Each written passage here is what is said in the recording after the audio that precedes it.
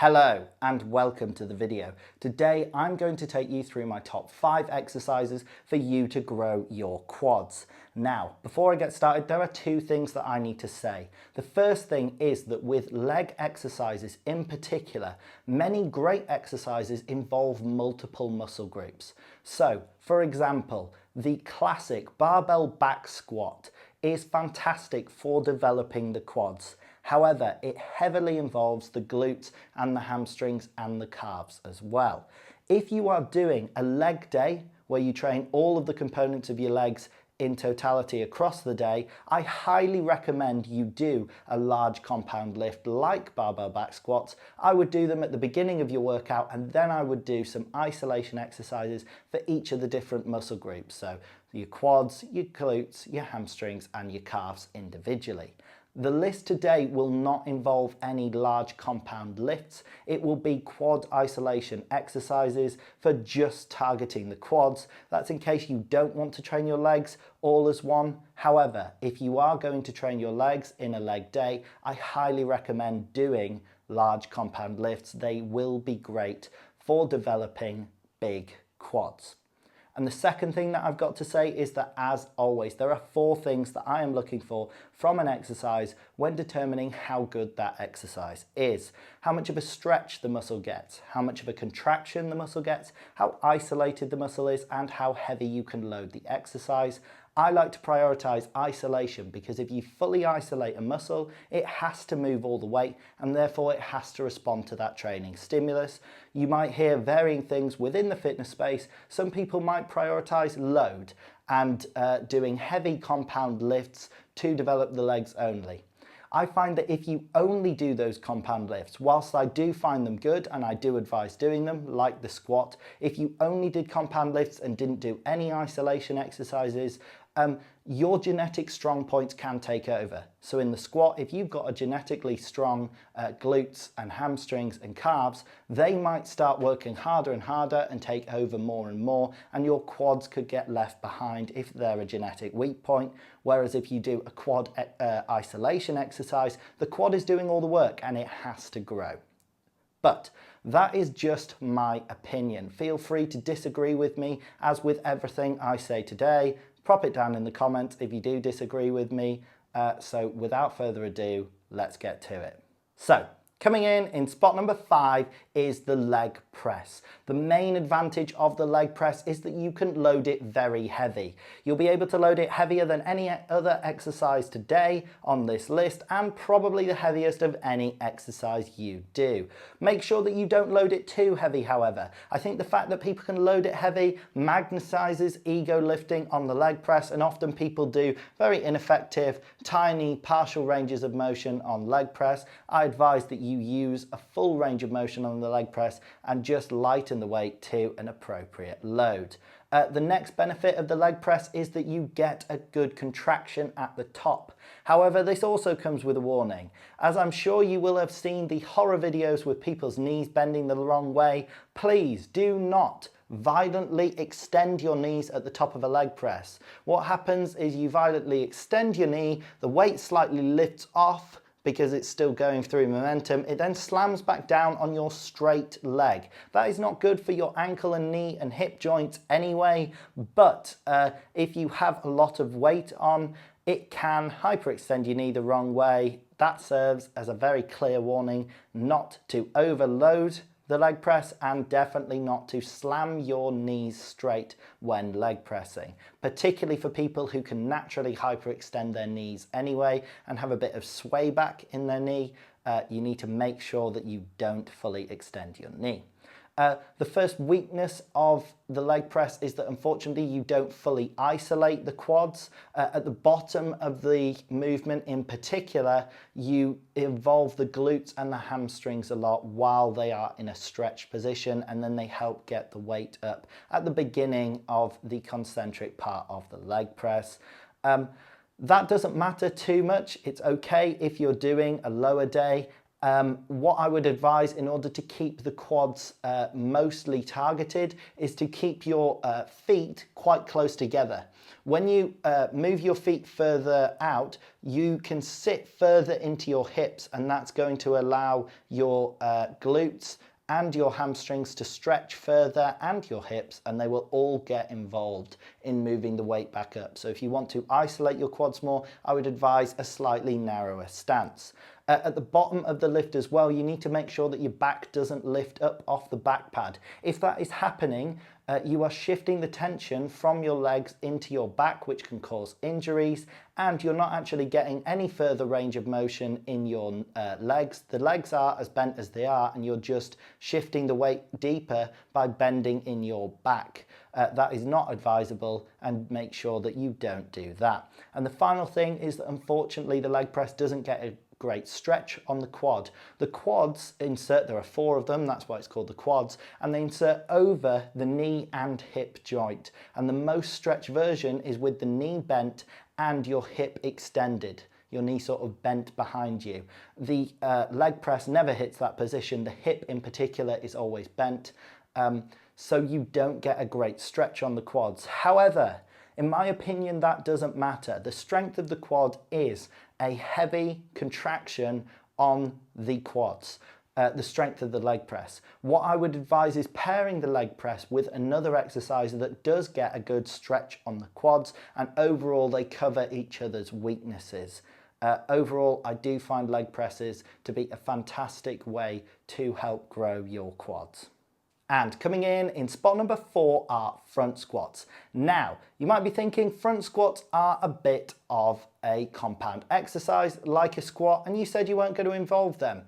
The front squat is a very quad dominant squat. In particular, if you keep your back vertical throughout the entire exercise, you will minimize your back and your core's use for stability, and they definitely won't fatigue before your quads. But most importantly, you should use a narrow stance, elevate your heels in some form, so either with a wedge or a block at your gym, or if you have Olympic weightlifting shoes with a raised heel, I would advise using them. And think of sending your knees over your toes. Keep your torso up, imagine your back sliding down a wall, and send your knees forward. That will place almost all of the tension on your quads, and it does become a good exercise that does isolate the quads well. When doing this exercise, I strongly advise you not to rest at the top too long when locking your legs out. And if you want, you could not lock your legs out at all. If you do that, you will increase the time and detention on your legs massively because you're not resting at the top. Your legs will burn hugely. You will probably have to lower the weight, but it will make front squats a killer exercise for the quads and make them a great addition to your quad workouts. And coming in spot number 3 are sissy squats. Sissy squats' main advantage is that they take the quad through a great range of motion and isolate the quad very well. The quad is literally doing its function. You are extending the knee and the hip under a lot of resistance, which is fantastic for growing the quads. I advise that you don't go all the way to the top, similar with locking out on the front squat, because that will let you rest at the top. I think you should keep the tension on your quads, increase the time under tension, and allow those quads to really burn by not fully locking out at the top. Because of that, you won't get the best contraction at the top of this movement, but that doesn't really matter. And at the bottom, you get a good stretch over the knee, but your hips, again, are not being fully stretched, so you don't get the best stretch in this movement. But that doesn't matter. Because you are isolating the quad so well and loading it heavy throughout the range of motion you do have, it will really help blow up the quad. It is a challenging exercise. That is the last factor, is that the load of this exercise is both a positive and a negative. It's a positive if you are strong enough to do them, because it provides a crazy load throughout the entire range of motion while perfectly isolating the quad. But the weakness is, of course, if you're not strong enough to do the exercise, it then means that you can't do it at all. So it's a double-edged sword, but when you become strong enough to do sissy squats, doing the rest of your quad training will help you get strong enough to do them. They can definitely take your quad training to the next level. Overall, I find sissy squats an amazing exercise for training the quad, and it will definitely help you get big quads. And coming in spot number 2 are hack squats. Hack squats to me are an improved version of front squats. They're very similar in that they are a narrow stance squat, prioritizing sending your knees over your toes in order to target the quads. However, there are 3 advantages that hack squats have over front squats. The first one is isolation.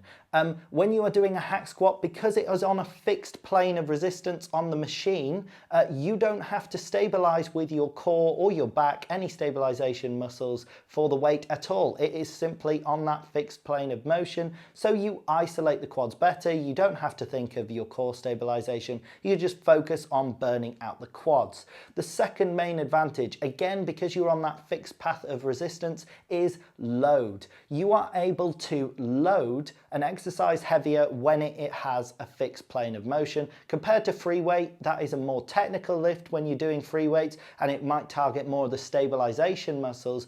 But when we're just trying to burn out the quads, going onto the hack squat and being able to add extra weight to load the quad heavier is great. And finally, you get a better stretch because in a hack squat, because you can lean against the machine, rather than in a free squat and a front squat, if you leant back, you would fall backwards. With a hack squat, when you lean back into the machine, you're able to step your feet further forward. You can have a crease at your hip. Instead of standing with your feet directly in line with your upper body, you step your feet further forward, and that creates space, and that will allow you to squat deeper into that space, which does 2 things. One, it creates a bigger bend at the knee, so your quad has more of a stretch at the bottom position around the knee joint, and 2, overall it's increasing the range of motion, which will increase the time of detention and will simply provide a new training stimulus to the quad in that fully bent position. The quad's got to start working in a new range of motion, which is great. Hack squats also have a good contraction, but I would also advise that you don't fully lock out your leg in order to keep the tension on the quad. Like I said in the other exercises, keeping the tension on the quad will help improve that time of detention and really target the quad, help it burn out when training it.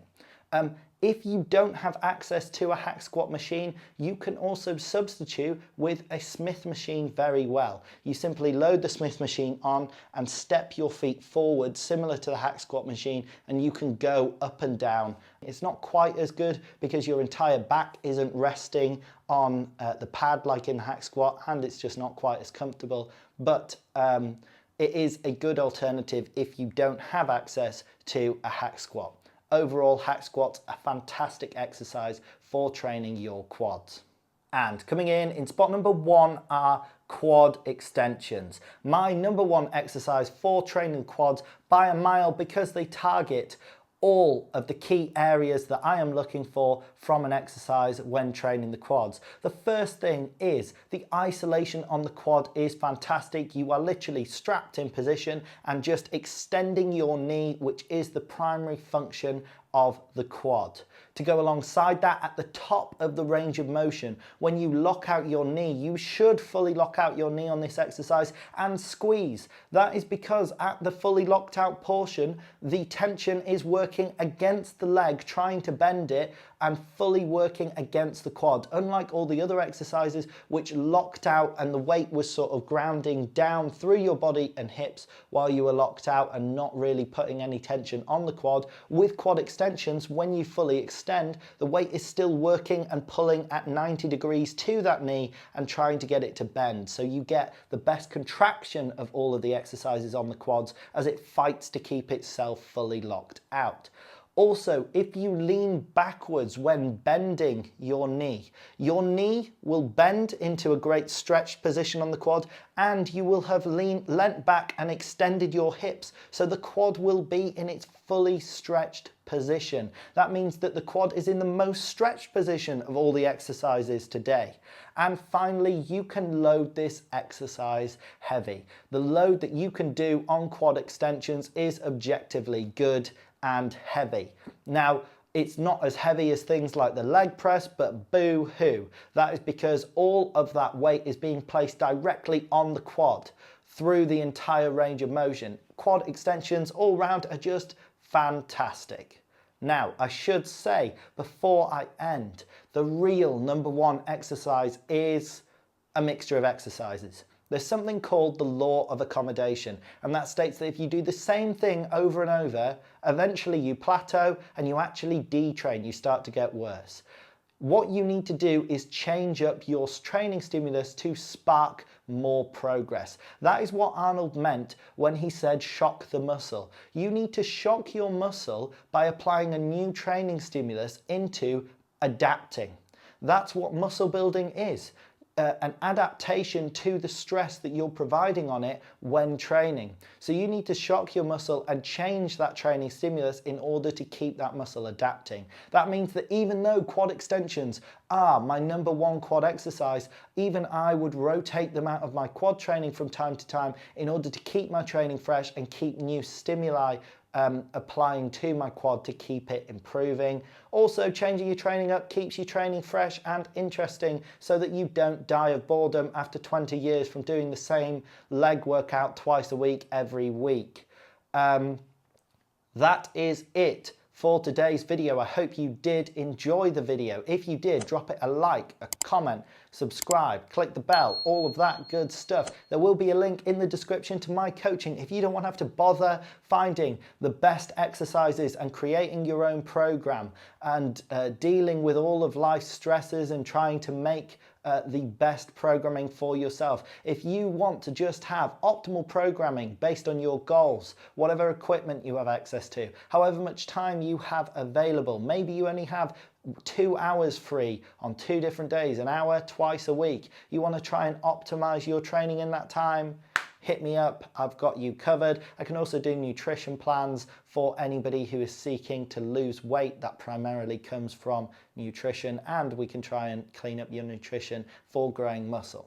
Anyway, that was a bit of a long rant about what I can do, but if you want to take your training seriously, check out that link in the description. Hope you enjoyed the video. Thank you very much for watching, and have a great day.